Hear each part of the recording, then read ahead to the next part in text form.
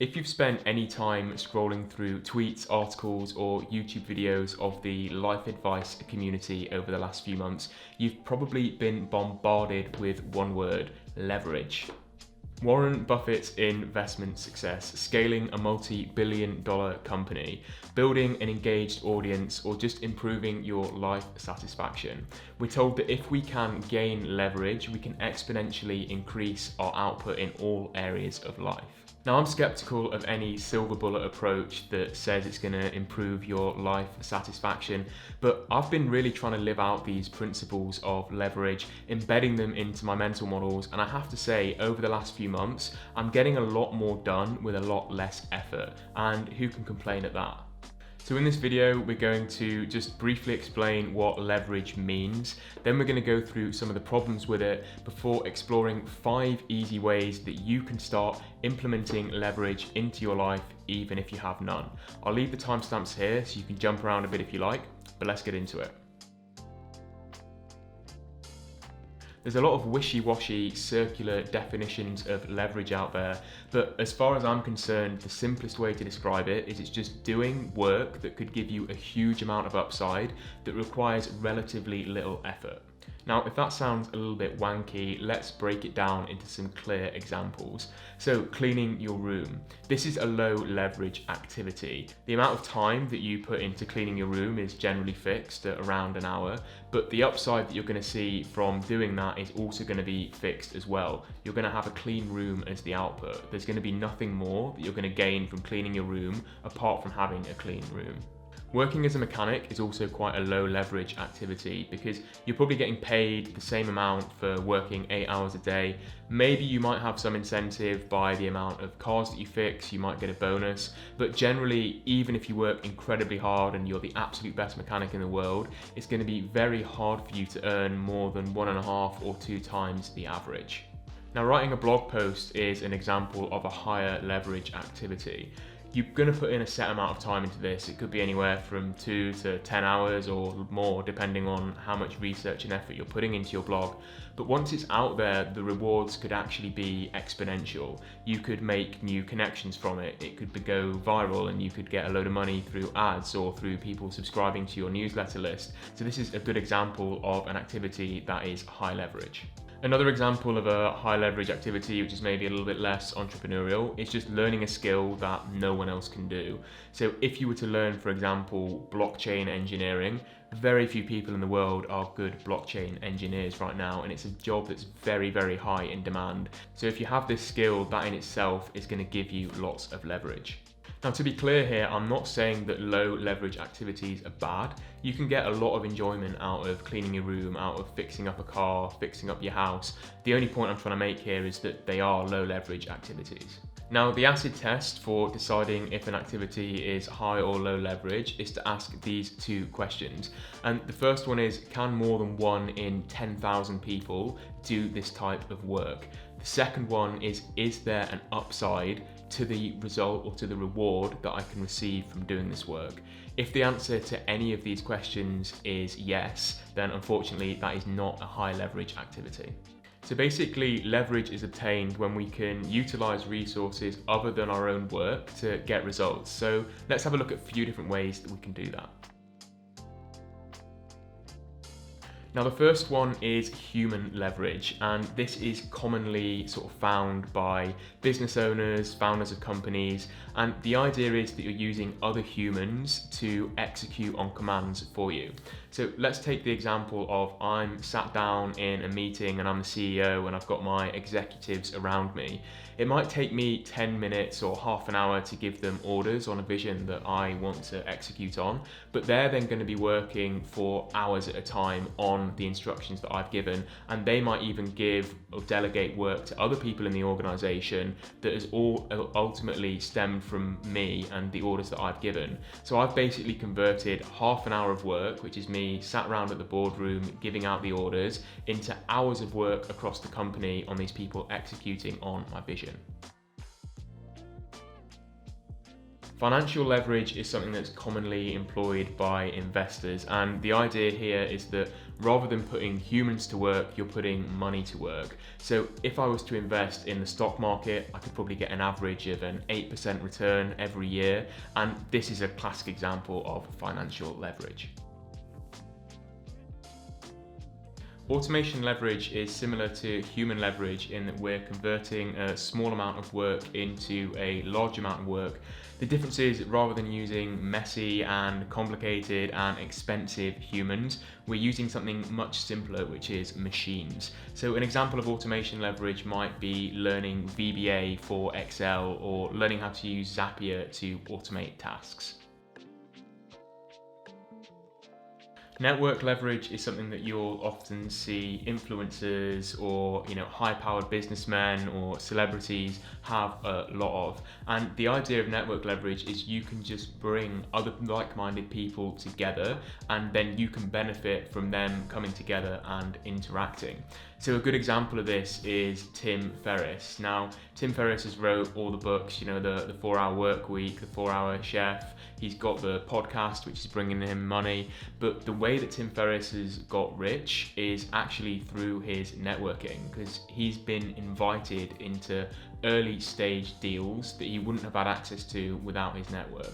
So I'm not exactly sure how this played out for Tim, but I can imagine that he's in Silicon Valley, he knows a lot of different people, he's connecting, for example, the founder of Uber with another venture capitalists. They get together, they decide they're going to work together and bring Tim into the team. Therefore, Tim gets to capitalize, invest early in Uber, and then see the rewards later on. And this is just an example of how, if you have the right network, it's kind of that saying, it's not what you know, it's who you know. Now, perhaps you're seeing the problem with leverage. 3 of the 4 levers that we've just described actually require you to have something very, very rare. And this is a bit of a problem, because how do we ever start? How do we go from 0 to 1? Because leverage ultimately follows a power law in that less than 1% of the population hold about 99% of the leverage. You could even say that leverage is a good proxy for power. But having said that, there are a few ways that we can make inroads to getting good leverage even if we don't have any. So let's take a look. So the first thing that we need to do before we even think about getting leverage is deciding what our hourly rate is. It's just so important, so fundamental. Now, when you're thinking about your hourly rate, I think a lot of people, their initial reaction is going to be, well, I earn this amount a year at work, let's divide that by the amount of hours I work, okay, that's my hourly rate.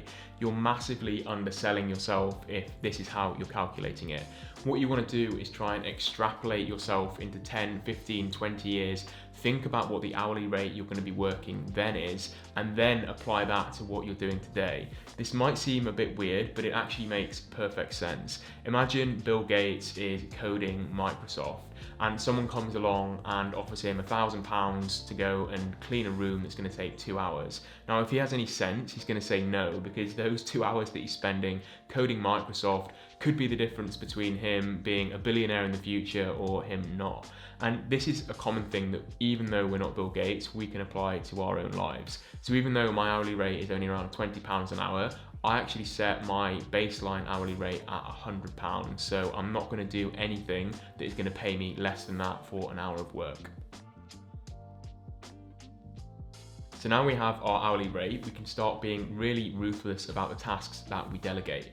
I used to clean my room because, I didn't mind doing it. I thought, why not? It only takes me an hour. But since thinking from this leverage perspective, I've started getting someone else in to clean it for me. It's not because I have the extra money just lying around. It's not because I hate cleaning my room.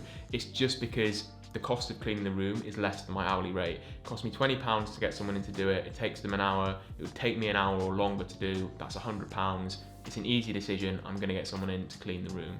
The same with getting these videos edited. It used to take me 4 or 5 hours. That's £400 to £500. If I can find someone to do that for a tenth of the price, then that's a 10x return on investment for me.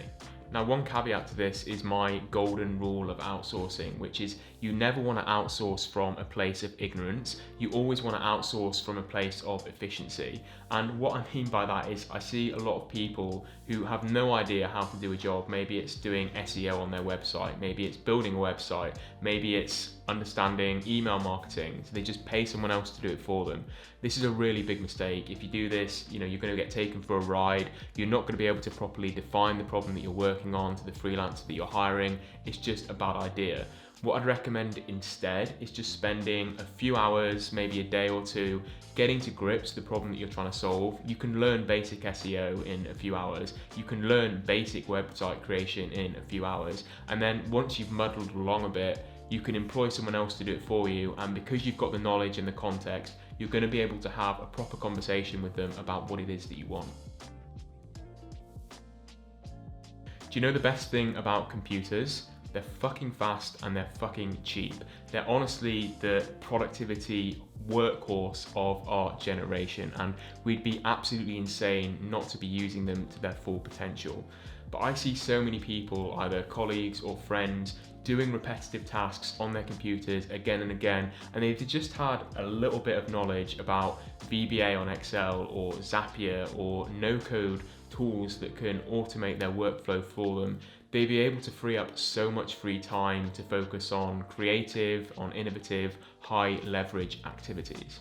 I personally dedicate around 5% of my work week to automating tasks and just getting into this idea of thinking about everything I do from a systems perspective and how can I make that system run more efficiently and more effectively. So yeah, if you take anything away from this video, go and Google no-code tools, go and Google automation, get to grips with it, learn how to use Zapier, it'll change your life. We all have a mind. Now, without getting too metaphysical, it might actually be all that we have. In my experience, just a couple of good decisions have made nearly all of the upside that I currently see in my life. And if we can get really good at making decisions, we can gain huge leverage. Now, when it comes to making decisions, I always like to study from the best out there, learning the mental models such as first principles thinking or revolving door decisions. The site Farnham Street is a really good place to get started with this. But if you want something a little bit more practical, I've actually put together a Notion system that's going to help you learn the top 5 mental models that I use on a regular basis and just guide you through the process of thinking in this way, of reflecting on your decisions and ultimately becoming a better decision maker. So I'll leave that in the comments. The final thing anyone can do with zero leverage to try and get some is to form a team around a common problem. Now, about 2 years ago, I was biking through India and I had this idea that, man, the rental process is horrible, I want to make it slicker. And I didn't really know how to go about implementing this, but there was a friend of mine who I really respected and thought would be a great business partner.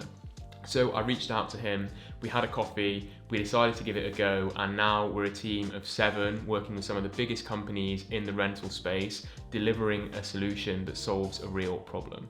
Now, this didn't happen because I'm exceptional in any way or I possess any talent that no one else does.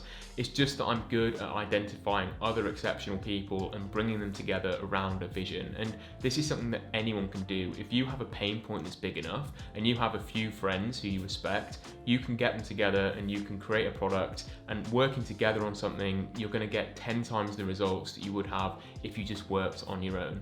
And the best thing about this is if they're your mates or if they're people who you might used to have worked with, you don't need to pay them cash. You can give them equity in the project that you're working on and you'll all be motivated to work on something together. Now, there are a few more ways that we can get leverage in our lives, from learning new skills to relentlessly focusing on a single mission. But this video is getting a bit long, so I'll probably save those for a part 2. If you'd like to see that, let me know in the comments because it helps me decide how I prioritize my videos. But yeah, if you enjoyed this video, give it a like, share it with a friend. I'm also going to leave another one here for you to check out. But thanks a lot and enjoy the rest of your day.